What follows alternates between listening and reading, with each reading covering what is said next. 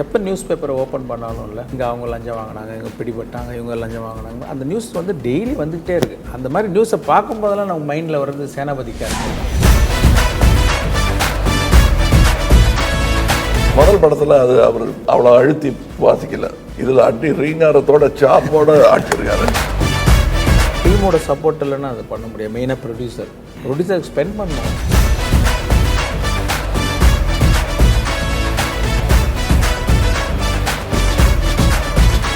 Sir பக்கத்தில் போயிட்டு ஒரு காட்சியை சொல்கிறது அவ்வளோ சாதாரண விஷயம் கிடையாது. நான் அதில் 100 கொஸ்டினுக்கு ஒரு ஆன்சரோடு தான் போய் நிற்பேன். இப்போ இருக்கிற யங்ஸ்டர்ஸுக்கு இந்தியன் 2 பார்க்குறப்போ இது மாற்ற முடியாதாங்கிற ஆதங்கம் அது எவ்வளோ முக்கியம்? இந்த படத்தில் நீங்கள் எப்படி நினைக்கிறீங்க? அவங்க யாரோ பண்ணுறாங்க அப்படின்னா நம்ம வீட்டில் நடக்குது, நம்ம தெருவில் நடக்குது, நீங்கள் என்ன பண்ணீங்கன்னு ஒரு கேள்வியை இந்த படம் வைப்பதான்னு நான் நினைக்கிறேன். Indian is back. Vanakkam and hello to everyone watching this. This is a chit chat with the men and the lovely lady behind the making of this film. It's going to be a free flowing chat and we're going to start by just quickly introducing who you're seeing in front of you. Director extraordinaire Mr. Shankar. Over 3 decades of blockbuster films talking about social concern and bringing out the best that Indian filmmaking can bring out in a very, very mass scale. And this is his latest creation. He's also working on 2 other films parallelly. This has never happened before in the history of the world. Indian 3 and Game Changer are the other 2 films he's working on.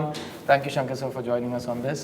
To his right is one of the finest actors in the country, National Award winner, Samudrakani, who's made a name for himself by becoming the people that he plays. He's an incredible empath and a wonderful actor. Thank you, Kani, for being with us. To my left, the wonderful Rakul Preet Singh, who's worked in languages across the length and breadth of India and has a fan following all of her own. Rakul, I'm very excited to be talking to you today. And in front of you, I'm Siddharth. I'm the interviewer for the day. So I'm going to start with introducing the one person who's above and beyond this rest of the group, as we all identify him. His name is Kamal Haasan. Maybe you've heard of it. Just a person who's been working for over 6 decades, dominating every single craft that exists in the world of filmmaking. It is our incredible pride and joy to present to you the one and only Mr. Kamal Haasan. Thank you so much for having the time to be with us, sir. I'm going to start to my right with Samudrakani. ஏன்னா அவர் இது வரைக்கும் நிறைய இன்டர்வியூஸில் உங்கள் முன்னாடி வரல இந்த படத்துக்காக. ஏன்னா அவர் கால் ஷீட் வாங்குறது அவ்வளோ கஷ்டமாக இருக்குது. ஸோ கனி, நீங்களே சொல்லுங்கள் சார் இந்த படத்தை பற்றி. ரொம்ப சந்தோஷமாக இருக்குது இந்த படைப்புக்குள்ளே வந்தது. ஆக்சுவலாக இந்தியன் 1 ஷூட்டிங் டைமில் அந்த ஆர்டிஓ சீன் எடுக்கும்போது, ஆர்டிஓ ஆஃபீஸ் சீன் எடுக்கும்போது இந்தியன் எக்ஸ்பிரஸ் பில்டிங் போய் அந்த க்ரௌடில் ஒரு 200 பேர் 300 பேர் சார் சுற்றி நிற்பாங்க. அந்த க்ரௌடில் நிற்கிறதுக்கு முயற்சி பண்ணி முடியல. ஏன்னா அப்போ நிறையா ரெஸ்ட்ரிக்ஷன்ஸ் இருந்தது, முடியாமல் வெளியே அனுப்பிச்சிட்டாங்க. அதற்கு பிறகு ஒவ்வொரு முறையும் முயன்று வேறு திசைகளில் பயணித்து ஒரு 25 வருஷம் கழித்து ஒரு நாள் திடீர்னு சாரை பார்க்கும்போது, எழுதும்போதே உங்கள் பேரை தான் எழுதியிருக்கேன், வந்துருங்க அப்படின்னு சொன்னார். அது ஒரு பெரிய அன்னைக்கு இருந்த பதட்டம் இன்ன வரைக்கும் இருக்குது. முதல் முறையாக 2 பேருக்கும் ஒரே ஸ்கூல், ஒரே குரு. ஆனால் இப்போ தான் முதல் முறையாக பக்கத்தில் இருந்து பேசுவதற்கு. அவரோட கெமிஸ்ட்ரி நான் எல்லா இடத்துலையும் சொல்லியிருக்கேன். கெமிஸ்ட்ரிங்கிறது ஒரு ஹீரோயினுக்கு மட்டும் இல்லை.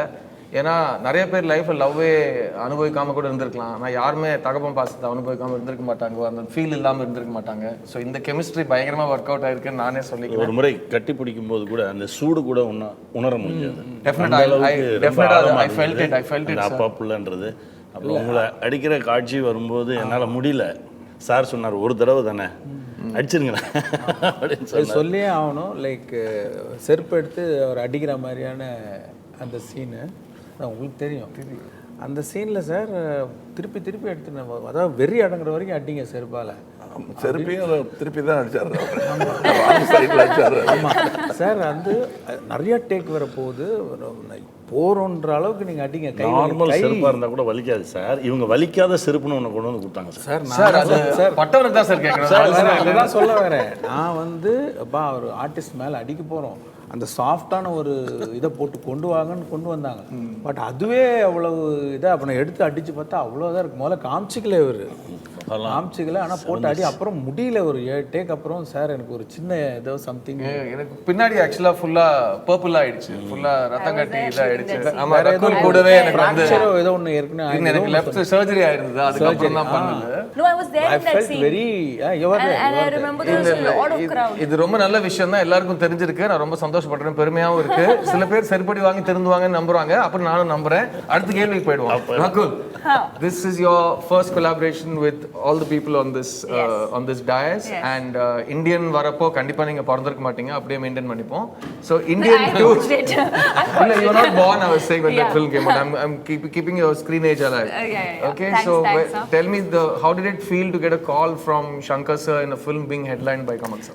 I remember when I first got the call for Indian 2 from Shankar sir's office, my first reaction was, I'm doing this film irrespective of whatever the script is. I don't want to know the script. I was excited. I was like, whatever it is, I'll go do a meeting. I'm doing this film because I feel like there are very few films in the history of Indian cinema which go on to become legendary films.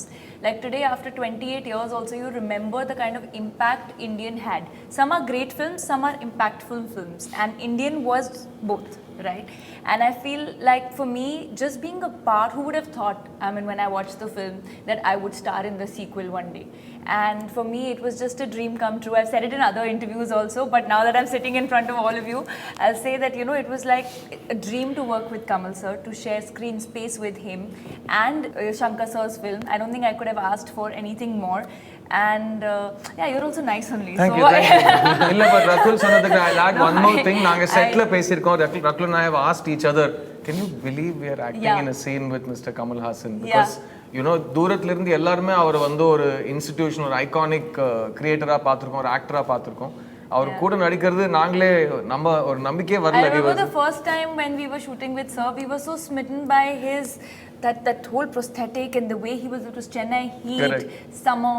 Remember, we were sweating and then he was melting. He was melting, and we were discussing about the prosthetic with him. So I think it's a blessing to be a part of Indian 2. அவங்க சொன்ன அந்த first day ஷூட்டிங்ல தான் என்னையே அறியாம ஒரு உள்ளுக்குள்ள இருந்து ஒரு பார்த்தபடி நான் கையில் லட்டு வச்சுட்டு கமல் சரை பார்க்குற மாதிரி ரசிக்கிற ஒரு சீன் நான் உணர்ந்தேன். அண்ட் அன்னைக்கு தான் நான் சங்கர் சார் கிட்ட போய் அவர் ரொம்ப சீரியஸாக தான் யோசிச்சுட்டு இருந்தாரு. சார், என் முன்னாடி கமல்ஹாசன் நடிச்சிட்டு இருக்கார் சார், தெரியும் எனக்கு எப்படி இருக்கும்னு நினைச்சு பாரு, போய் நடிகா அப்படின்னு துரத்தி விட்டார் என்ன. நான் மறக்கவே மாட்டேன் அதை. And Shankar sir, coming to you, உங்களோட எந்த படைப்புமே நீங்க ஜஸ்ட் லைக் தட் பண்ணது கிடையாது, அண்ட் அது ஜஸ்ட் லைக் தட்டும் ரிசீவ் ஆனது கிடையாது. அதுக்கு ஒரு ஆழம் இருக்கும், அதுக்கு ஒரு ப்ரிப்பரேஷன் இருக்கும். யாருமே தொட முடியாத உச்சத்தை தொடணுங்கிற ஒரு ஆசையில் நீங்க எல்லா படங்களையும் எடுத்திருக்கீங்க. That makes you the legend that you are. How is Indian 2, Indian 3, கொஞ்ச நேரத்துக்கு Indian 3 பற்றியே பேசக்கூடாது சார். இப்போ வந்து நம்ம Indian 2 அந்த டாபிக்லேயே இருக்கோம். Indian 2 உங்களோட மற்ற படங்களோட ஃபர்ஸ்ட் ஸ்டெப் எடுக்கிறப்போ எந்த விதத்தில் ஒரு டிஃப்ரென்ஸ் சார் அந்த ப்ராசஸில்? பார்ட் 1 எடுத்துகிட்டு அப்போது பார்ட் 2 எடுக்கிற ஐடியாவில் இல்லை, இந்தியன் தான். அது முடிச்சுட்டு ஒரு 4-5 வருஷம் கழிச்சு எப்போ நியூஸ் பேப்பரை ஓப்பன் பண்ணாலும் இல்லை, அதில் வந்து இங்கே அவங்க லஞ்சம் வாங்கினாங்க, இங்கே பிடிபட்டாங்க, இவங்க லஞ்சம் வாங்கினாங்க, அந்த நியூஸ் வந்து டெய்லி வந்துக்கிட்டே இருக்குது. அந்த மாதிரி நியூஸை பார்க்கும்போதெல்லாம் நம்ம மைண்டில் வர்றது சேனாபதி கேரக்டர் தான், இந்தியன் தாக்கம் சட்டுன்னு ஒன்று ஞாபகம் வரும். அப்படின்னு அந்த ஃபீல்டு வந்து இருக்குது. ஆனால் அது ஒரு கதையாக கன்வெர்ட் ஆகலை. ஸோ நான் வெயிட் பண்ணிக்கிட்டே இருந்தேன். லைக் ஒவ்வொரு படம் முடியுமோ யோசிப்பேன், அது கதையாக ஃபார்ம் ஆகாது. ஆனால் அந்த உணர்வு மட்டும் இருந்துக்கிட்டே இருக்குது, மறுபடியும் தாத்தா வரணும் அப்படின்ட்டு. ஸோ எங்கே வரப்போகிறாரு, எப்படி வரப்போகிறாரு, வந்து என்ன பண்ண போகிறாருன்றது அந்த ஒரு கதையாக விரியல. அது அப்படியே வெயிட் பண்ணிகிட்டே இருந்தேன். அப்புறம் தான் புரிஞ்சுது எது பண்ணக்கூடாதுன்னு முதல்ல டிசைட் பண்ணணும் அப்படின்ட்டு. ஒவ்வொன்றா இது பண்ணக்கூடாது, இது பண்ணக்கூடாது, இது பண்ணக்கூடாது தள்ளிட்டு வரும்போது ஒன்று ஃபார்ம் ஆச்சு. ஒரு ஸ்டோரி ஒரு 2.0 டயத்தில் ஃபார்ம் ஆச்சு. ஸோ ஐ டிசைடட் அண்ட் அது ஒரு நல்ல க்ளீனாக ஒர்க் பண்ணிவிட்டு சார்கிட்ட போய் சொன்னால் சாருக்கும் பிடிச்சிது. தென் நான் இந்த ஒரு தருணத்துக்கு ரொம்ப நன்றி கடன் பட்டிருக்கேன். ஏன்னா Indian 2 எடுக்கலன்னா நான் திரும்ப சங்கர் சரோட ஒர்க் பண்ணியிருப்பேன்னா எனக்கே தெரியாது. ஸோ Indian 2 ஸ்டார்ட் பண்ணதுக்கு ரொம்ப ரொம்ப நன்றி sir. Now coming to the man of the hour, mister Kamal Haasan sir. உங்ககிட்ட இந்த படம் எப்படி வேறு படத்துலேருந்து மாறுபடுதோ வித்தியாசப்படுதோ நான் கேட்க மாட்டேன். நான் பீச்சில் போய் ஒவ்வொரு கிரெயின் ஆஃப் சாண்டுக்கு என்ன வித்தியாசம்னு அவங்களை கேட்க மாட்டேன். பிகாஸ் நீங்கள் எல்லாருமே பண்ணிட்டீங்க. அதை தாண்டி அன்னைக்கு அந்த கோவத்துக்கு அந்த ஆதங்கத்துக்கு இன்னைக்கு நீங்கள் திரும்ப Indian 2 எடுக்கிறீங்கன்னு உங்களுக்கு ஒரு நீங்கள் மைண்டில் முடிவு எடுத்ததுக்கப்புறம் உங்களை சுற்றி இருக்கிற சர்க்கம்ஸ்டான்ஸஸாக இருக்கட்டும், உங்களோட ஓன் மென்டல் ஸ்டேட்டாக இருக்கட்டும், எவ்வளோ வித்தியாசம் இருந்தது sir? And how did you approach this different? அதாவது தமிழை பற்றி பாடும்போது சொல்லுவாங்க, அந்த அந்த சீர் இளமை திறம் வியந்து வாழ்த்துதுமே என்ன. அந்த மாதிரி அந்த மாறா இளமையுடன் எல்லாரும் சேர்ந்து செய்கிற இந்த கரப்ஷனை மாற்றாமல் வச்சுருக்கிறதுனால தான் எங்களால் இந்தியன் 2 எடுக்க முடிஞ்சது. இந்த சீர் இளமை திறன் தமிழுக்கு இருக்கிறத விட கூட அதிகமாக அதுக்கு வந்துடுமோன்னு பயமாக இருக்குது எங்களுக்கு. அந்த மாதிரி அதை பாதுகாத்து வைத்திருக்கிற அரசியல்வாதிகளை மட்டும் சொல்கிறேன்னு நினைக்க வேண்டாம். நாம் எல்லாருமே இப்போ கேமராவில் திரும்பி இந்தியன் 1 இப்படி கை காட்டுறாரு, அது இப்படியும் காட்டிக்கலாம், இப்படியும் காட்டிக்கலாம். இப்போ அதுதான் we are refusing to take the responsibility of கரப்ஷனுங்கிறத அவங்க யாரோ பண்ணுறாங்க அப்படின்னா நம்ம வீட்டில் நடக்குது, நம்ம தெருவில் நடக்குது, அதை பற்றி நீங்கள் என்ன பண்ணீங்க சார், படம் பார்த்தீங்க நல்லா இருந்தது, நீங்கள் என்ன பண்ணீங்கன்னு ஒரு கேள்வியை இந்த படம் வைப்பதான்னு நான் நினைக்கிறேன். முதல் படத்தில் அது அவர் அவ்வளோ அழுத்தி வாசிக்கல, இதில் அடி ரீங்காரத்தோட சாப்போட அடிச்சிருக்காரு. அதோடைய ஒரு ரிஃப்ளெக்ஷன் தான் அந்த செருப்படி. அது டைலாக்லேயும் வருது, இதில் பல பேரோட கலந்தால் அடிச்சிருக்காரு. அதெல்லாம் இந்த படத்துக்கு வலு சேர்த்துருக்கிறது. அதாவது பல பேர்னா இப்போ பழைய வித்வான்கள் துரோணர்களை எல்லாம் கூப்பிட்டு உட்கார வச்சு அவங்கக்கிட்ட அறிவு தானம் பெறுவதல்ல, இளைஞர்களை கூப்பிட்டு வச்சு உட்கார வச்சு சமமாக இவரை விட இளைஞர்கள், அதுதான் ரொம்ப முக்கியம். அது பண்ணதுனால தான் இன்றைக்கி என் தலைமுறைக்கு முன்னாடியும் ஆள் இருக்காங்க, என் தலைமுறைக்கு பின்னாடியும் சமுத்திரக்கணி மாதிரி ஒரே ஃபேமிலியிலேருந்து வெளியே வர்றாங்கன்னா அதுக்கு காரணம் அதுதான். நாங்கள் 2 பேரும் சந்திச்சதே கிடையாது. அது மாதிரி ஹலோ அவ்வளோதான் சொல்லுவோம். ஆனால் 2 பேருக்கும் ஒரே அப்பா தான். நீங்களும் சொல்லலை. அதுக்கு அந்த கேபி சார் மாதிரி இருக்கணும்னு பேசுவாங்க, செய்ய மாட்டாங்க. ஏன்னா சின்ன பசங்க எப்படி பேசுவாங்களோ அப்படின்றதுக்கு முன்னுதாரணமாக நானும் இருக்கேன், நீங்களும் இருக்கீங்க. அதனால் பயப்படுவாங்க கொஞ்சம், ஏதோ அதிக பிரசிங் தரம் பண்ணுவாங்க. ஆனால் அதை பற்றியெல்லாம் யோசிக்காமல் எத்தனை 2 பேரா 3 பேர் அவர் பண்ணியிருக்காங்க உங்க கூட இதில் அந்த டைலாக்ல. ஆமாம் 3 பேர், ஜெயமோகன், கபிலன். அது ஒவ்வொரு லாங்குவேஜுக்கும் அந்த மாதிரி யூஸ் பண்ணியிருக்காரு. Which is that is the only way industry will grow. இந்த பழைய ஓல்டு கேக்ஸ் அப்படிங்கிறது நீங்கணும்னா இந்த மாதிரி பெருந்தன்மை வரணும். இதை நான் வேற எந்த இன்டர்வியூன்னு சொல்லலை. அது இது very important. So wherever it is, people think it is a very tight-knit industry and it's very difficult. He said that in a 200 crowd, he was trying for an opportunity to be one among the junior artists in the crowd. He didn't get an opportunity. Then he wrote his name first. There's a Hindi proverb, "Dane dane pe likha hai khane wale ka naam." And நம்ம சாப்பிட்ற ஒவ்வொரு அரிசியிலையும் நம்ம பேர் எழுதியிருக்குன்னு ஒரு பழமொழி இருக்கு. அந்த பேரை எழுதிட்டார் அவர். அப்படி எழுதினதுனால தான் நீங்கள் ஒர்க் பண்ணுறீங்க. அந்த மாதிரி ஆட்கள் இருக்கணும் இண்டஸ்ட்ரியில்.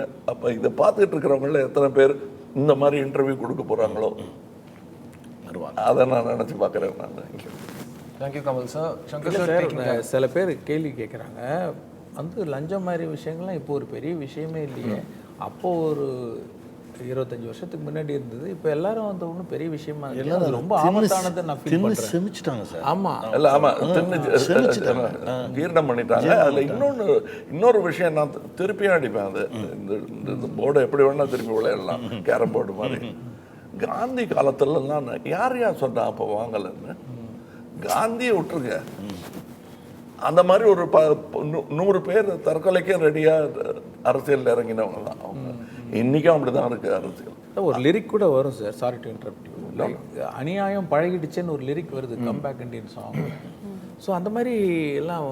ஆமாம் சார், ஒரு கவர்மெண்ட் ஆஃபீஸ் போனோம் அப்படின்னா அப்பாவே பையன்கிட்ட காசு கொடுத்து அனுப்புகிறார் சார். நீ அங்கே போய் பியூன்ட்டு அதை கொடுத்தேன்னா இது நடந்துடும், இங்கே நீ அவங்க கொடுத்துருவாங்க. ஏன்னா இது பழகிட்டாங்க, இதை ஒத்துக்கிட்டாங்க அவங்க. அவ்வளோ சினிமா கூட அதை திரும்ப திரும்ப சொல்லி அது ஒரு ஜோக்கு மாதிரி ஆக்கிட்டாங்க. தொட்டில் முதல் சுடுகாசு மட்டும் எங்கெல்லாம் இல்லை அப்படின்றதுல எல்லாரும் ஆடியன்ஸு சிரிப்பாங்க. அப்புறம் அது பழைய ஜோக்காகி அதுக்கு சிரிக்காம கூட விட்டு இந்த அளவுக்கு லஞ்சம் நம்ம கூட அப்படியே காற்று மாதிரி கலந்துருச்சு. உருவின்றி உலகாளும் காற்றே போல் நம்ம ஆளும் லஞ்சம். For you, Rakul, you know that corruption is still a burning issue in Yeah. India, and this new generation thinks that why are we making films about corruption? What is your take on this? Have you addressed it as an actor when you performed this character? Because இந்த படத்துல ரகுல் வந்து நானும் ரகுல் யாரோ கேட்டிருந்தாங்க இந்த படத்துல பெண்களுக்கு என்ன ரோல் இருக்கு அப்படிங்கிற விஷயத்துல வந்து புரட்சிக்கு ஜெண்டர் கிடையாது, அது வந்து ஜெண்டர் நியூட்ரல். ஸோ போராடும் போது நீங்கள் ஆனா பெண்ணான்னு யோசிக்காமல் நமக்கு போராட தோணும், அதுதான் புரட்சியோட முக்கியமான ஒரு விஷயம். So this revolution and the idea of bringing justice through protest, how much of it is a part of you as an individual, as an actor? Completely. If I share, and so my dad's from the army, right? And I've always been very close to the system, the way of functioning, you know, hearing these stories.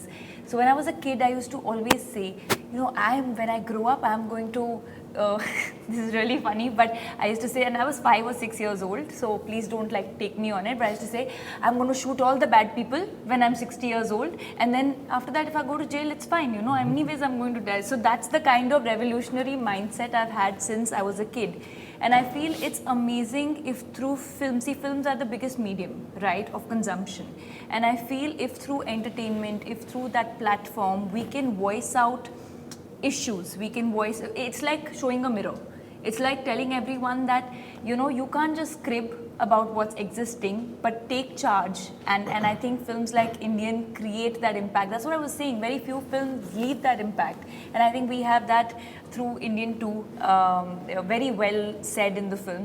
So I'm completely for it. And I think films are the best medium. So இதுல என்ன தெரிய வருதுன்னா, சின்ன வயசுல ரகுல் நான் பெருசாக சேனாபதி ஆக போறேன்னு கனவு கண்டிருக்காங்க. I want to grow up and kill all the bad people. And I'm 60 years old. Yeah. So அவங்க இந்தியன் 1ல வர சேனாபதி தான் அவங்களோட லைஃப் கோலா இருந்திருக்கு. ஸோ இந்தியன் 2ல வர சேனாபதி அந்த சேனாபதி கிட்ட இருந்து அதை பற்றி நான் ஒரு விமர்சனம் நானே பண்ணியிருக்கேன். இந்தியன் 1 பற்றி சொல்லும்பொழுது இது பெடஸ்ட்ரியன் ட்ரீம், இது நடக்கக்கூடிய காரியமே இல்லை. ஆனால் இந்த ட்ரீம்லேருந்து தான் ரியாலிட்டியை நம்ம பண்ண முடியும். இது பண்ண முடியாது, இது குற்றம், அதுக்கு ஒன்றும் பண்ண முடியாது. அந்த அளவுக்கு கோபம் வருது இல்லையா? போய் சொன்னால் நாக்க வெட்டி போட்டுருவேன்றது அப்பா நாக்க வெட்ட போகிறது இல்லை எப்பவும். பட் அந்த அளவுக்கு கோபம் இருக்குங்கிறத காட்டணும் இல்லையா? அதைத்தான் இதில் காட்டியிருக்கோம். இது வாழ்க்கை முறையாக இருக்கவே முடியாது. அதுக்கு அடுத்த கட்டம் என்ன? இந்த இந்த கரப்ஷனே இல்லாமல் எப்படி பண்ணுறதுன்னா அது வரவே வராது. அந்த நாள் இன்ஃபெக்ஷன் இல்லாமல் என்னைக்கு பண்ணுறீங்களோ அன்றைக்கி தான் கரப்ஷனும் இருக்காது. இன்ஃபெக்ஷனை பாதுகாக்கிறதுக்கு என்னென்ன தற்காப்புகள் எடுக்கிறீங்களோ அத்தனை தற்காப்பும் நாம் நிதம் எடுத்தாகணும். தினம் அது இருக்கும் அங்கே. அப்படியே நாம தான் பாதுகாப்பாக இருக்கணும், என்றுமே விழித்திருக்கணும். இந்தியன் 23 வரையும் நம்ம எடுத்தாலும் தப்பு இல்லை. ஸோ சார் என்ன சொல்கிறாருன்னா, கொலை பண்ணுறது தப்பு தான், அதை ஒரு ட்ரீம் வேர்ல்டில் ஒரு விதமான ஜஸ்டிஸாக ஃபர்ஸ்ட் பார்ட் இந்தியன் பேசுது. ஸோ அதை பார்த்துட்டு ஃபுல்லாக இது நடக்கும்னு நம்புகிறவங்க எப்படி 102 வயசில் சேனாபதியால் பண்ண முடியும்னு ஒரு கேள்வி கேட்குறீங்க. ஸோ அந்த ட்ரீமுக்கான பதில் 102 வயசில் Senapathi what is he doing, what is his ability? ஏன்னா என்னுடைய வயசு எனதல்ல.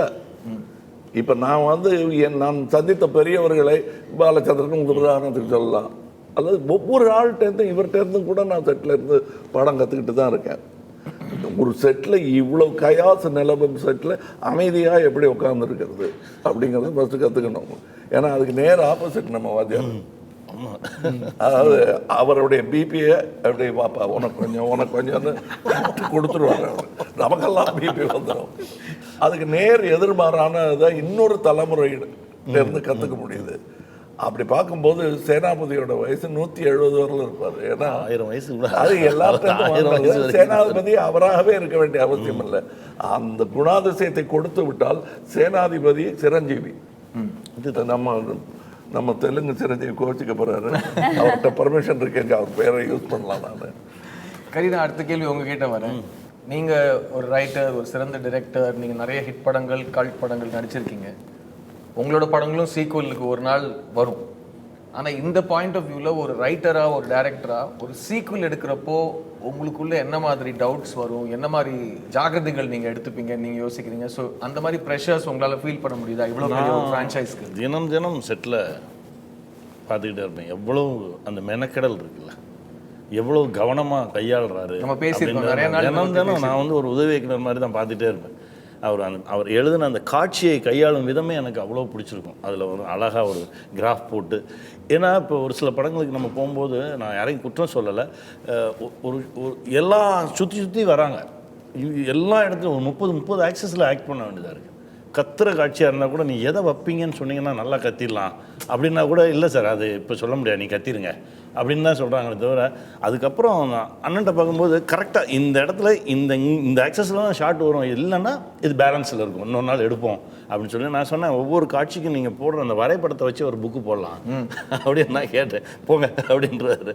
அது அவ்வளவு நேர்த்தியாக அந்த கையாண்ட விதங்கள், இதற்கான ஆய்வு, எப்போ எந்த விஷயம் கேட்டாலும் அதற்கு சரியான ஒரு பதிலோட இருக்கிறது இருக்குல்ல. ஒரு முறை என்கிட்ட சொன்னார், சார் பக்கத்தில் போயிட்டு ஒரு காட்சியை சொல்கிறது அவ்வளோ சாதாரண விஷயம் கிடையாது, நான் அதில் 100 கொஸ்டினுக்கு ஒரு ஆன்சரோடு தான் போய் நிற்பேன் அப்படின்னு சொன்னார்.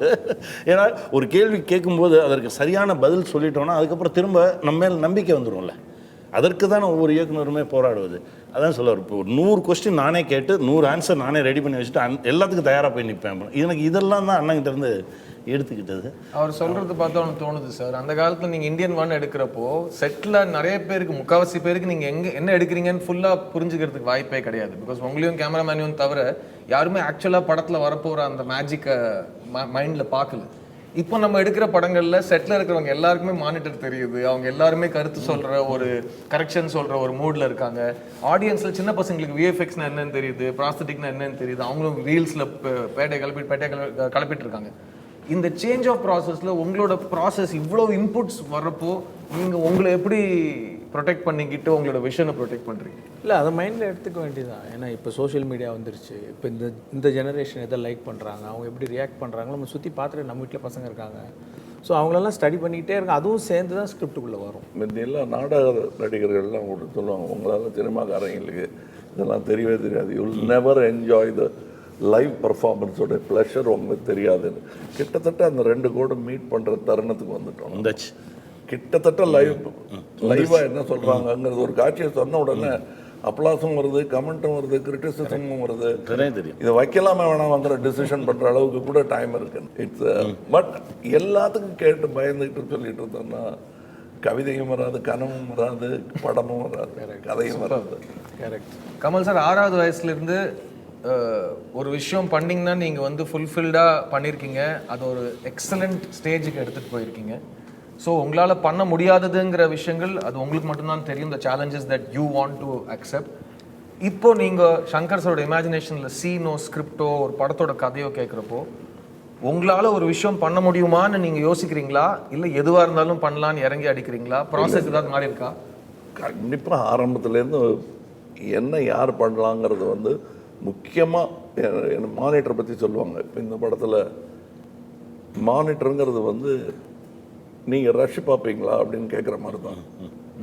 பார்ப்பேன் சார், ரெடியாக காட்டினாங்கன்னா வசதி இருந்தால் எடிட்டட் இது பார்ப்பீங்களான்னு. எல்லா நடிகரும் எடிட்டட் லெங்க்ஸ் பார்க்க முடியுமா?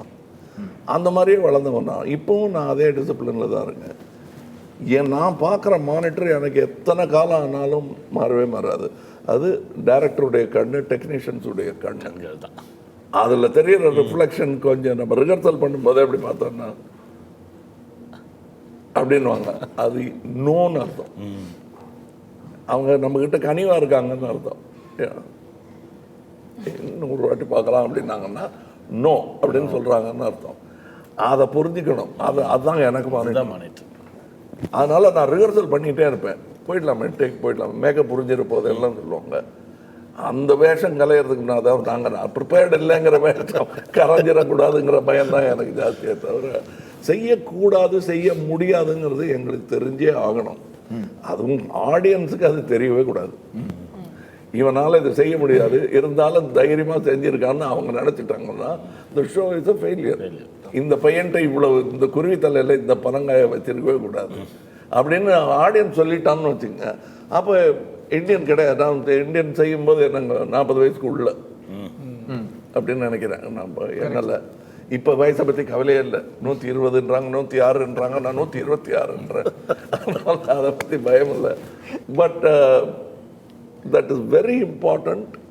எனக்கு முடியாதுங்கிறது எதுவுமே முடியாது தான். காலையில் அலாம் வச்சு எந்திரிக்கிறது முடியாது தான்.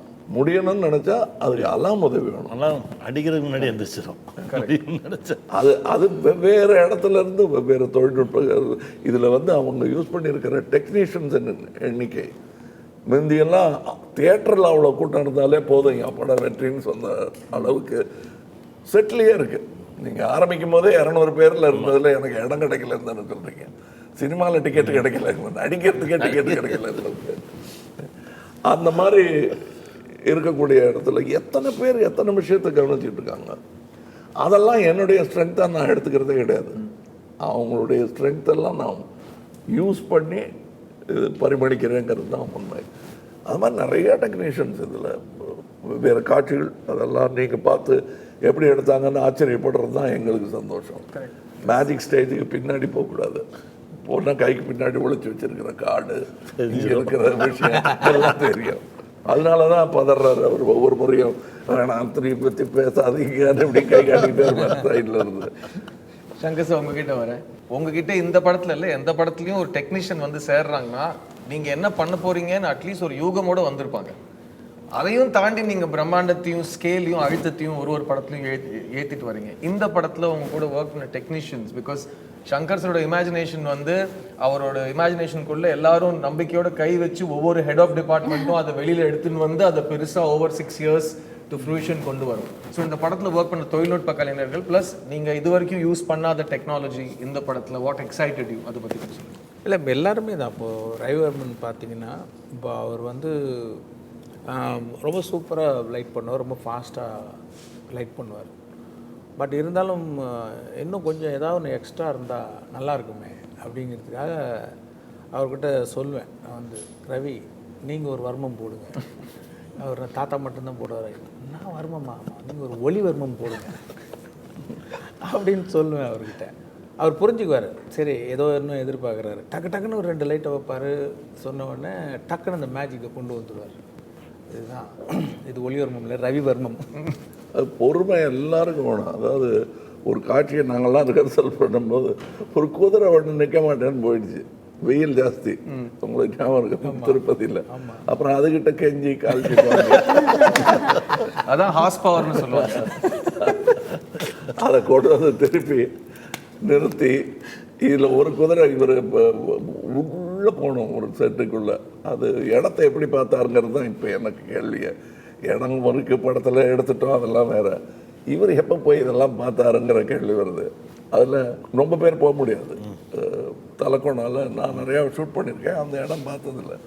எங்கேயோ போயிட்டே இருக்கேன், எங்கே நடந்துக்கிட்டே இருக்காங்க. கூட எங்கள் கூட இருக்கிற எக்யூப்மெண்ட்லாம் தூக்கிட்டு வர்றதுக்கு ஒரு குதிரை ஒன்று ஏற்பாடு பண்ணியிருந்தாங்க. அது மயக்கம் போட்டு விழுந்துச்சு. நான் என்னுடைய வாழ்நாளில் பார்த்தது கிடையாது. குதிரைக்கு பிஸ்கட் கொடுத்துட்டு உட்காந்துருந்தேன் நான். அதாவது அவ்வளோ ஓட்டி ட்ரிப் அடிச்சிருக்கேன். அந்த ஒரு காட்சி அது படத்தில் கொஞ்சம் நேரம் தான் வரும். அது மாதிரி நிறைய காட்சிகள் நிறைய பேர் ஒர்க் பண்ணியிருக்காங்க. இதெல்லாம் நம்ம கஷ்டத்தையே சொல்லிகிட்டு இருக்கக்கூடாது. கடைசியாக அந்த தியேட்டரில் ஒரு அப்ளாஸோ ஒரு சூழ் கட்டுறாங்கன்னா அப்படின்ட்டாங்கன்னா அது எத்தனை குதிரை வேண்டாம் மயக்க போடுறதுக்கு ரெடி. சங்கர் சார், இந்த படத்தோட பாடல்கள், because you are one of the best music video directors in the world. So இந்த படத்தில் கேலண்டர் சாங்கான லொக்கேஷனாக இருக்கட்டும், கம்பேக் இண்டியனில் இருக்கிற எடிட்டிங் பேட்டர்னாக இருக்கட்டும், நம்ம கதரல் சாங்கில் இருக்கிற ஸ்கேல் அண்ட் அந்த யூத்தோட ஒரு எக்ஸைட்மெண்ட்டும் உற்சாகமும் இருக்கட்டும், இந்த படத்தோட பாடல்கள் பற்றி நிறைய டிஸ்கஸ் பண்ணுவோம். Because it's going to you created a legend with Indian 1. So in this film, music, how important is it? It's important in all your films, but this film, what does it do and what can the audience expect? இல்லை எல்லாமே ஸ்கிரிப்டை base பண்ணி தான். Like இப்போ வந்து சேனாபதி திரும்பி வரணும் அப்படின்போது ஒரு கம்பேக் இண்டியன் ஒரு சாங் ஒன்று வருது. ஏற்கனவே நிறைய பாட்டு நிறைய பாட்டுனா இத்தனை படங்களில் பாட்டெலாம் வந்திருக்கு. அதுலேருந்து இது எப்படி வித்தியாசப்பட போகுது, இது என்ன கேட்குது இந்த பாட்டு, ஸோ அதை எப்படி பெஸ்ட்டாக கொண்டு வரலாம் எல்லா சைட்லையும். லைக் ஆர்ட் டிபார்ட்மெண்ட் சைட்லேயும் ஆகட்டும், மியூசிக்கு, லிரிக்ஸு, காஸ்டியூம்ஸு, எல்லா பக்கமும் யோசிக்கும் போது கொஞ்சம் கொஞ்சமாக அது விரிஞ்சு அது கரெக்டாக ஒரு ஷேப்புக்கு வருது. ஸோ இப்போ இதை பார்த்தீங்கன்னா இந்த கம்பேக் இண்டியன் சாங் வந்து ஆக்சுவலாக மாண்டேஜாக வரும். அப்புறம் தாத்தா வராருன்ற அந்த சாங் தான், அந்த சாங் தான் இவர் வரணுங்கிறதுக்காக ஒரு சுச்சுவேஷனில் போடுற ஒரு பாட்டு. அது வந்து என்னென்னா ஹவுசிங் போர்டு இந்த மாதிரி ஒரு எளிமையான இடத்துல தான் எடுக்கணும். அந்த எளிமையான இடத்துல வந்து ஒரு வியக்க வைக்கிற மாதிரி பண்ணணும் போது தான் அந்த பெயிண்டிங்கு, நிறைய டான்ஸஸ், அதுவும் ஃபோர்ஸ் பண்ணல. சும்மா ஏதாவது படத்தில் நம்ம பெயிண்ட் அடித்தே ஆகணுன்ட்டு அப்படிலாம் பண்ணல. ஏன்னா யங்ஸ்டர்ஸ் வராங்கன்னும் போதே போஸ்டர் ஒட்டுவாங்க, அப்புறம் வினைல் வைப்பாங்க. ஸோ அவங்களுடைய தாட் ப்ராசஸ் போகும்போது, ஸோ இப்போ என்னென்னா இப்போ பார்த்தீங்கன்னா அந்த கிராஃபிட்டிலாம் வரைவாங்க சில யங்ஸ்டர்ஸ், ரொம்ப ரெவல்யூஷனரி யங்ஸ்டர்ஸு. இது மாதிரி எல்லாம் தாட் ப்ராசஸ் போகும்போது, ஸோ ஒரு பெரிய ஒரு கட்டிடத்தில் வந்து இவருடைய உருவத்தெல்லாம் வரைஞ்சி அவங்க செலிப்ரேட் பண்ணுறாங்க அப்படின்போது அந்த தாட் ப்ராசஸில் ஒன்று ஒன்று வருது. அதை இன்னும் அழகுபடுத்துகிறாங்க டீம். ஐ மீன் சினிமாட்டோகிராஃபர் அவருக்கு ஒரு கலர் ஸ்கீம் கொண்டு வர்றாரு. அவர் ஆர்ட் டைரக்டர் வந்து இது எப்படி பண்ணலாம், இந்த மாதிரி பண்ணலாம், அவரு உள்ளே வர்றாரு. ஸோ அப்படி அந்த சாங் அது பண்ணோம். கேலண்டர் ஷூட் அப்படின்னும் போது ஜென்ரலாகவே கேலண்டர் ஷூட் ஒரு பீச் ஓரமாக நடக்கும். ஸோ நம்ம வந்து பீச் ஓரம் நிறைய பாட்டு நானே பண்ணியிருக்கேன், நிறைய பாட்டில் சில பாட்டு பண்ணியிருக்கேன், நிறைய பாட்டு நம்ம பீச் ஓரமே வந்துட்டுருக்கு. இது வேறு எங்கே வித்தியாசமாக பண்ணலாம் அப்படின்னும் போது அப்போ நம்ம பொலிவியாவோட சில பிக்சர்ஸ்லாம் பார்த்தேன், ரொம்ப எக்ஸைட்டிங்காக இருந்தது. சரி அது போய் பண்ணலாம் அப்படின்னா அது ரொம்ப என்ன பிரச்சனைனா, நான் செலக்ட் பண்ணுற இடம் எல்லாமே பார்த்திங்கன்னா வருஷத்தில் ஒரே ஒரு சீசனில் மட்டும்தான் அந்த மாதிரி இருக்கும். அது ஃபெப்ரவரியில் மட்டும்தான் இருக்கும். அதுவும் அந்த ஒரு வாரம் மழையை பொறுத்து. அதாவது தண்ணி வந்து ஒரு 1 அடி 1/2 அடியிலேருந்து 1 அடி வரைக்கும் தண்ணி தேங்குச்சுன்னா நம்ம நினைக்கிற எஃபெக்ட் கிடைக்கும். கம்மியாக இருந்தாலும் வராது, ஜாஸ்தியாக இருந்தாலும் அந்த வாட்டர் இந்த சலனம் வந்து அந்த ட்ரெய்லரில் பார்த்துருப்பீங்க, ஒரு கண்ணாடியை தரையில் வச்சுட்டு அது மேலே நிற்கிற மாதிரியே இருக்கும். ஆமாம், அது இவ்வளோ பெரிய கண்ணாடியான்றது தான் ஃபஸ்ட்டு தோணும் நமக்கு.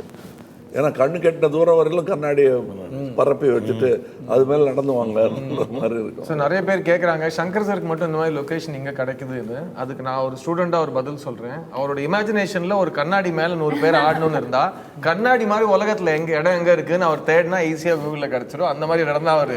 ஆனால் ஈஸியாக போய் சேரலாம். அந்த இடத்துக்கு போய் சேர்றதுக்கு 3 நாள் + 2 days எல்லாமே நடக்கும். 5 days நடக்கும் ஒரு இடத்துக்கு போகிறதுக்கு. அதுவுமே எல்லா டீமோட சப்போர்ட் இல்லைன்னா அது பண்ண முடியாது. மெயினாக ப்ரொடியூசருக்கு ஸ்பெண்ட் பண்ணணும். ஏன்னா வந்து அந்த மாதம்தான் போகணும் அப்படின்னும் போது அது ஒரு மாதிரி உத்தேசமாக அவங்க சொல்லுவாங்க. மழை வரதை நம்ம எப்படி சொல்ல முடியும்? ஒரு வாரம் தள்ளிச்சுன்னா கூட பண்ண முடியாது. பிளானிங்கே ரொம்ப கஷ்டமாக இருந்தது. ஸோ இந்த மேனேஜர் டீம்ஸு, ப்ரொடக்ஷன் டீம்லாம் ரொம்ப சிரமப்பட்டு ஆர்கனைஸ் பண்ணாங்க. அங்கே போனால் அதில் என்னென்னா அந்த சன்லைட் ஜாஸ்தி, கண்ணை திறக்கவே முடியாது, அவ்வளோ சன்லைட்டு குளிர். ஸோ அதில் அந்த மிஸ் யூனிவர்ஸ் 2017 டெமிலே தெபோ ஆக்ட் பண்ணியிருக்காங்க. அவங்களாம் வெரி கோஆப்ரேட்டிவ். சவுத் ஆஃப்ரிக்கா அவங்க மிஸ் யூனிவர்ஸு. பட் என்ன நம்ம இண்டஸ்ட்ரியில் இருக்கிற ஒரு ஆக்ட்ரஸ் எப்படி அவங்க ஃபஸ்ட் டைம் தான் வராங்க, அவ்வளோ கோஆப்ரேட்டிவாக புரிஞ்சுக்கிட்டு லிப்ஸிங்க்கு அதெல்லாம் பண்ணி ரொம்ப அருமையாக டான்ஸ் எல்லாம் கூட ரொம்ப பிரமாதமாக பண்ணாங்க. ஏன்னா கண்ணு திறக்க முடியாது, அவ்வளோ ஒளி.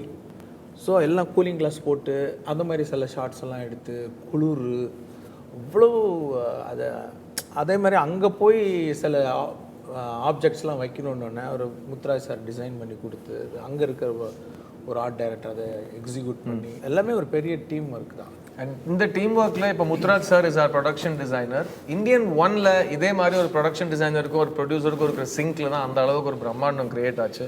ஏம் Rathnam sir produce Indian 1 and Muthuraj Thottatharani sir the great national award winning, he won a national award for Indian 1.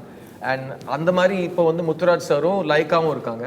So it's a huge undertaking for a producer. And sir, Laika Patti and how this whole project has been handled, and today we have Red Giant and Laika presenting it for us. இல்லை அவர் நிறையா பேட்டிகளில் சொல்லியிருக்காரு, கேட்டு நான் தான் இந்த படத்தை எடுக்கணும்னு வற்புறுத்தி வந்த ஒரு விஷயம் வந்து அது வந்து ஏற்கனவே இந்தியன் 1 பார்த்துருக்காரு. அதனால் நம்பி இந்த படத்தை நான் எடுக்கிறேன்னு சொன்னார்னா ஒரே வார்த்தையில் முடிச்சிடலாம். ஆனால் இந்த இந்தியன் எதிர்கொண்ட பல சிக்கல்கள், கோவிட் உள்பட, இத்தனைக்கும் நடுவில் நான் ஃபோன் போட்டு புரட்டு வாங்கன்னு வர்றது போக இந்த முடிவை எடுத்தால் தான் இதுக்கு என்ன பண்ணலாம் சொல்லுங்கன்னா, நீங்கள் 2 பேர் சேர்ந்து முடிவு எடுத்துருங்க.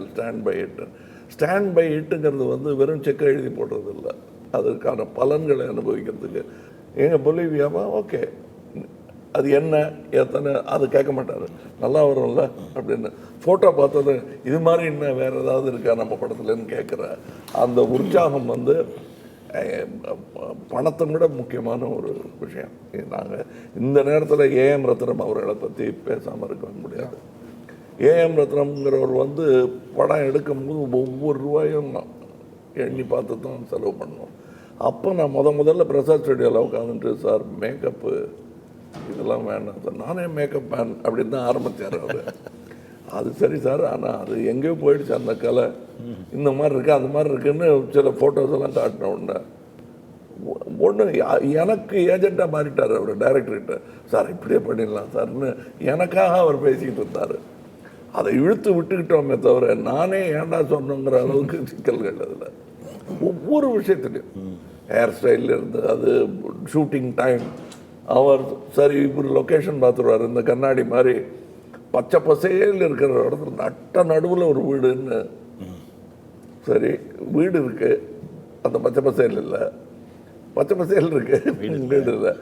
சரி பச்சை பசேல் இருக்கிற இடத்துல வீடு போட்டிருக்கலாம் அப்படின்னா 120 ஏக்கர் 4 திசையிலும் இருந்தால் தான் இவர் எதிர்பார்க்கிற பச்சை வரும். அதுக்கு நடுவில் லொக்கேஷனுக்கு போய் சேர்றதுக்கு 1 மணி நேரம் படப்பையில் அந்த மாதிரி இடமெல்லாம் இருக்குன்னே தெரியாத அளவுக்கு ஒளிஞ்சி இருக்கு அந்த இடங்கள். அந்த இடத்துல மேக்கப் போடுறதுக்கு 1 மணி நேரம் ட்ராவல் பண்ணி போட்டது வேஸ்ட்டு. ஏன்னா நிற்க போகிறது வந்து 5 மணி நேரமோ 4 மணி நேரமோ. அங்கேயே மேக்கப் ரூம் போட்டாங்க. வீடு போடலாங்கும்போது மேக்கப் ரூம் சேர்த்து போட்டு. ஸோ அப்போ படுக்கிறது எங்கன்னா அப்போ கொஞ்சம் சீக்கிரமாக தான் இருந்திருக்கணும். கொஞ்சம் சீக்கிரம்னா 2:30 மணி 2:30 AM இருந்துருச்சு. அது எந்த நேரத்தில் ஏஎம் ரத்னம்னு பேர் இந்த படம் பூரா ஏஎம் கால் ஷீட்டு தான் எனக்கு. அதில் கூட வர கதாநாயகிக்கும் அந்த வேஷம் எங்களுக்குள்ள ஒத்துழைப்பு வேணும். ஏன்னா நான் சாப்பிட போகிற நேரத்தில் அவங்க மேக்கப் ஆரம்பிப்பாங்க. நான் 2:30 மணின்னா அவங்க வந்து 3:30 மணிக்கு வரணும், இல்லை நான் 2:30 மணின்னா அவங்க 1:30 மணிக்கு. இப்படி ஏதோ ஒரு மணி நேரம் வித்தியாசத்தில் 2 பேரும் வரணும். 2 பேரும் கிட்டத்தட்ட 1/2 மணி நேரம் வித்தியாசத்தில் செட்டுக்கு வந்தாங்க. இது ஒரு நாள் ஷூட்டிங் இல்லை. அந்த மாதிரி இதில் இன்னும் நம்ம வசதி வந்ததும் உட்கார்றதுக்கு சேர் வந்ததை விட இன்னும் என்னென்ன பிரச்சனை இருக்க கொண்டு வச்சுக்கலாம்னு செலக்ட் பண்ணி வச்ச மாதிரி அவ்வளோ சிக்கல்கள். ஒரு எக்யூப்மெண்ட், புது எக்யூப்மெண்ட் மொக்க போட்டு அதை கொண்டு வந்து யூஸ் பண்ணலான்னா அதில் இருக்கிற நேரம் அப்போல்லாம் நீங்கள் சினிமாவில் அப்படி போயிடும் அது. பட் அதை ப்ரிப்பேர் பண்ணுறதுக்கு, அது பண்ணுறதுக்கு, அதில் டைலாகு, அதில் ஸ்டண்ட்டு, அதில் ஒரு டைமிங், இதெல்லாம் பண்ணும்போது அது நிஜமாகவே மாயா பஜார்னு ஒரு படம் எடுத்தாங்க. இந்த ராட்சசனுடைய லட்டெல்லாம் எடுத்து சாப்பிட்ற மாதிரி. அது ஒவ்வொரு லட்டையும் ஒவ்வொரு ஃப்ரேம் நடத்து கேமராவை நடத்தியிருக்காங்க. கிட்டத்தட்ட அந்த மாதிரி ஒர்க்கு தான் 1 டர்ன்னு சொல்லுவாங்க. அந்த படம்லாம் பண்ணும்போது சிங்கீதம் ஸ்ரீனிவாசராவ் மாதிரி இருக்கிற டைரக்டர்ஸ் எல்லாம் அந்த அசிஸ்டன்ட் டைரக்டர். இன்னைக்கு இதை பற்றி இன்னொரு 10-15 வருஷம் கழிச்சு கதை சொல்லுவாங்க. அவ்வளோ சிக்கல்கள் நிறைந்த இத்தனைக்கும் தோள் கொடுத்த லைக்கா. அது மட்டும் இல்லை, ஒரு படத்தை நம்ம தான் நினச்சிட்டு இருக்கோம், ஏன் இவங்களுக்கெல்லாம் இப்போ தோணலையா இந்த மாதிரின்னு. எவ்வளவு சிக்கல் வரும், எவ்வளோ இடைஞ்சல் வருங்கிறது வெளியே இருந்து பார்த்து சொல்ல முடியாது. களத்தில் இருக்கும்போது எவ்வளோ பெரிய அர்ஜுனனாக இருந்தாலும் காண்டிபத்தை கீழே வச்சிருவோம். அங்கே ஒரு ஆள் வந்து கீதோபதேசம் செய்யணும் அவனுக்கு. அந்த மாதிரி பல நேரங்கள் இதில் வந்திருக்கு. எனக்கு இவரும் நிறையா படம் பண்ணியிருக்காரு, நான் நிறையா படம் பண்ணியிருக்கேன். இவ்வளவு சிக்கல்கள் எல்லா திசையிலேருந்து வந்தது இதுதான் நினைக்கிறேன் நான். இவ்வளோ நீளமாக அவர் படம் எடுத்ததும் இல்லை. இவர் சொன்ன மாதிரி ஒரே நேரத்தில் 2 படம் இவர் பண்ணதும் கிடையாது. இப்போ இன்னைக்கு பிஸியஸ்ட் ஆக்டர் டைரக்டர் எங்கள் 2 பேர் அடிபடுது. அதுக்கு நாங்கள் பொறுப்பு இல்லை. கோவிடு, இயற்கை, நல்ல பொறுமையுள்ள ப்ரொடியூசர்ஸு, டிஸ்ட்ரிபியூட்டர்ஸு, இது கரெக்டாக கொண்டு போய் சேர்க்கறதுக்கு வேண்டிய டிஸ்ட்ரிபியூட்டர்ஸ். இப்போ இங்கேயும் திருப்பதி பிரசாத் அவர்கள் இருக்கிறாங்க. அவங்கெல்லாம் ஒவ்வொரு தூண்கள் இந்த இதுக்கு. அங்கே வந்து ரெட் ஜெயன்ஸ் இருக்காங்க. பென் மருதாருங்கிறவங்க வந்து அங்கே நார்த்தில். பேன் இண்டியன் மூவிங்கிறது வெறும் பேனா பேப்பரில் வராது, அது வெறும் பென் இண்டியன் மூவி தான். பேன் இண்டியன் வேணும்னா இத்தனை பேர் முட்டு கொடுக்கணும், தோல் கொடுக்கணும். இந்த ஜாகர் நாட்டுன்னு வெள்ளைக்காரன் ஒரு வார்த்தையை நம்மக்கிட்ட இருந்து திருடிட்டு போயிருக்கான். அந்த ஜாகர் நாட்டுங்கிறது ஒரிசாவில் வரும் ஜெகநாத ரதம் இருக்கிறது இல்லையா, அதுதான். அவனே பார்த்து வியந்திருக்கான். என்னையா அது இவங்கெல்லாம் அடிமைகளை ஆக்கிடலாம் ஈஸியான்னு நினச்சிட்டு இருக்கோம், இவன் இப்படி ராக்கெட் சயின்ஸ் மாதிரி ஏதோ பண்ணுறானேங்கிற வியப்பில் அந்த வார்த்தையை எடுத்துகிட்டு போயிட்டாங்க. அந்த ஜாகர் நாட்டு அந்த மாதிரியான ஒரு ஜாக்கிர நாட்டுறாங்க. ஜெகநாத ரத சக்கரால் வஸ்துன்னாய் வஸ்துன்னாய். இப்ப So, கல்கில நீங்க போயிட்டு கேட்டீங்க 28 இயர்ஸ் முன்னாடி இந்த படத்துக்காக எடுக்கப்பட்ட முயற்சி கஷ்டம் எல்லாமே அதுக்கான வந்த ரிசல்ட் அந்த பொறுப்பு இன்னைக்கு 28 years later the two people who made it all those years ago have come back. I will also let you know that there are 3 actors in this film who have dubbed in all the 3 languages in their own voice, so it's a true pan-Indian film. Thank you Kamal sir for inspiring us. Thank you for giving us all this giant scale. Shankar sir, thank you for believing in us. Kani, thank you for your time. Rakul, it was a pleasure working with you. Thanks everyone. Thank you.